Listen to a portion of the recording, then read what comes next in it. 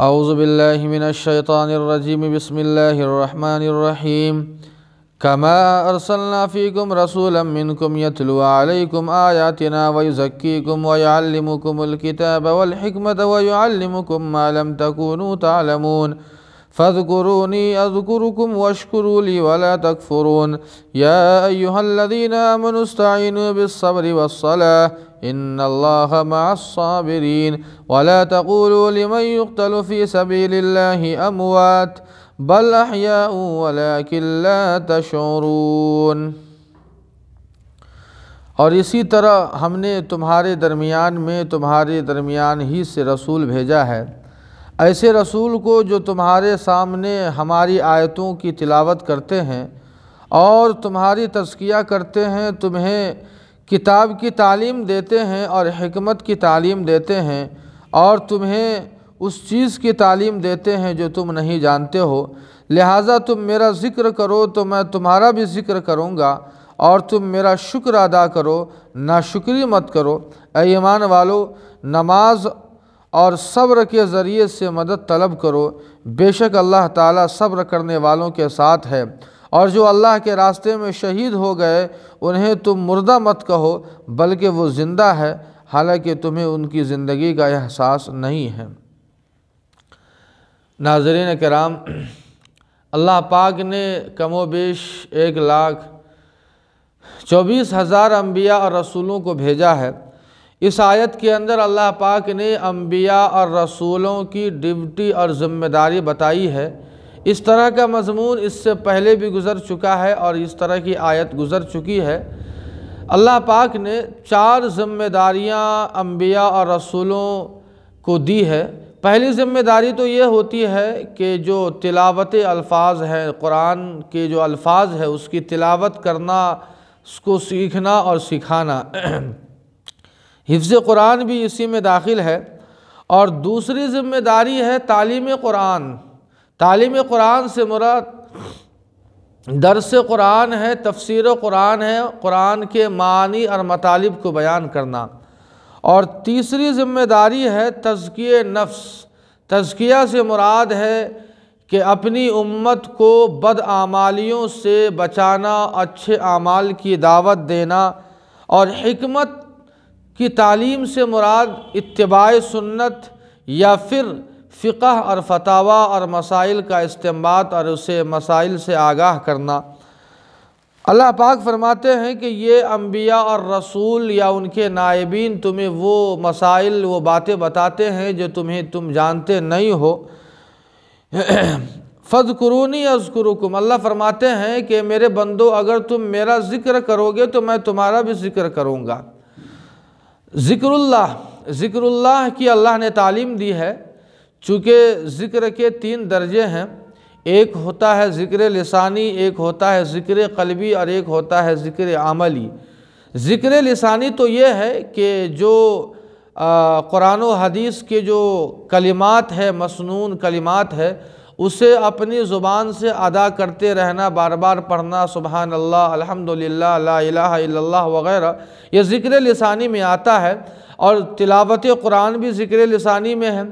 ذکر قلبی یہ ہے کہ انسان اللہ کی قدرت، اللہ کی نشانیوں کا دل میں استحضار کرے، اور اسی طرح دین کے تعلق سے غور و فکر کرنا۔ علماء کرام جو مسائل کا استنباط اور استخراج کرتے ہیں یہ بھی ذکر قلبی کے اندر آتا ہے۔ اور ذکر عملی یہ ہے کہ انسان ایسے اعمال کرے جن سے اللہ راضی اور خوش ہوتے ہیں۔ اللہ فرماتے ہیں کہ تم اگر میرا ذکر کرو گے تو میں تمہارا بھی ذکر کروں گا۔ اللہ کا ذکر کرنے کا مطلب سمجھ میں آ گیا، لیکن اللہ اپنے بندوں کا ذکر کرتے ہیں، اس کا مطلب یہ ہے کہ انسان جب اللہ کا ذکر کرتا ہے، ایک بندہ اللہ کا ذکر کرتا ہے تو اللہ پاک اس کی تمام تمناؤں کو پورا کرتے ہیں، اپنے انعامات اور احسانات کی بارش فرماتے ہیں۔ اللہ فرماتے ہیں کہ میری نعمتوں کا شکر کرو گے تو میں زیادہ دوں گا، اور ناشکری کرو گے تو پھر میرا عذاب بہت سخت ہے۔ آگے اللہ تعالیٰ نے مسلمانوں کو یہ تلقین کی ہے کہ جب تمہارے اوپر کسی طرح کی پریشانی آئے، مصیبت آئے، تو تم صبر اور نماز کے ذریعے سے تم مدد طلب کرو۔ یہ اللہ تعالیٰ کی طرف سے یہ تلقین ہے، یہ تاکید ہے کہ مصیبت تو دنیا کے اندر آنی اور جانی ہے، لیکن مصیبت کے عالم میں یہ ایک مومن بندے کی شان یہ ہونی چاہیے کہ صبر سے کام لے اور اللہ کے حضور میں آ کر اپنی فریاد کو رکھے، نہ یہ کہ دنیاوی لوگوں کے سامنے اپنی فریاد کو رکھے۔ صبر کے 3 درجے آتے ہیں۔